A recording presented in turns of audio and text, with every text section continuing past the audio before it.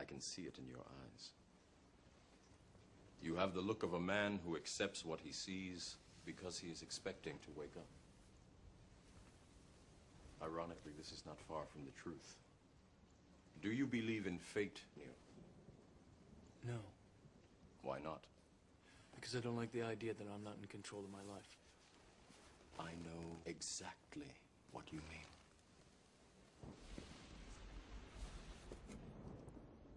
Let me tell you why you're here. You're here because you know something.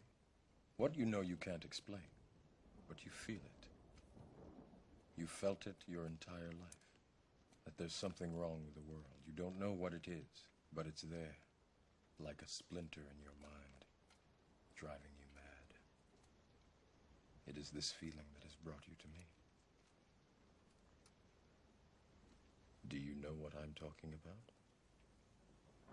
The Matrix.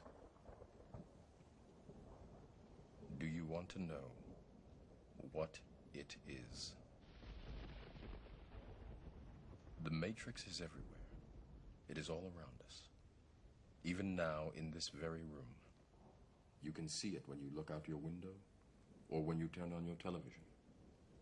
You can feel it when you go to work, when you go to church, when you pay your taxes. It is the world that has been pulled over your eyes to blind you from the truth. What truth?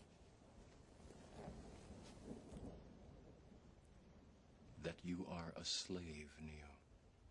Like everyone else, you were born into bondage, born into a prison that you cannot smell or taste or touch. A prison for your mind.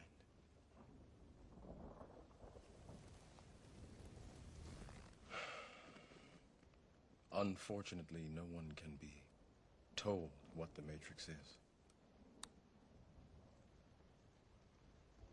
You have to see it for yourself.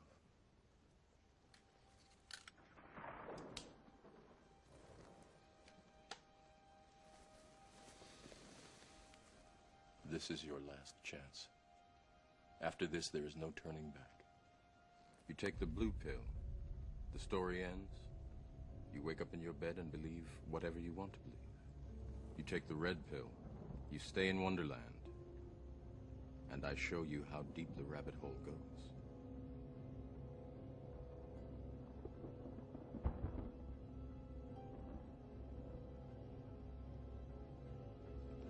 Remember, all I'm offering is the truth, nothing more. Big question, what would consciousness do? What would consciousness do in this situation? And when we ask that question, it really just changed the way we see the world. Not what would I do, mind, or fright. What would consciousness... Good evening, London. Allow me first to apologize for this Emergency channel! I do, like many of you, appreciate the comforts of the everyday routine, the security of the familiar, the tranquility of repetition. Bloody hell. I enjoy them as much as any bloke. But in the spirit of commemoration, whereby those important events of the past, usually associated with someone's death or the end of some awful bloody struggle, are celebrated with a nice holiday, I thought we could mark this November the 5th, a day that is sadly no longer remembered, by taking some time out of our daily lives to sit down and have a little chat.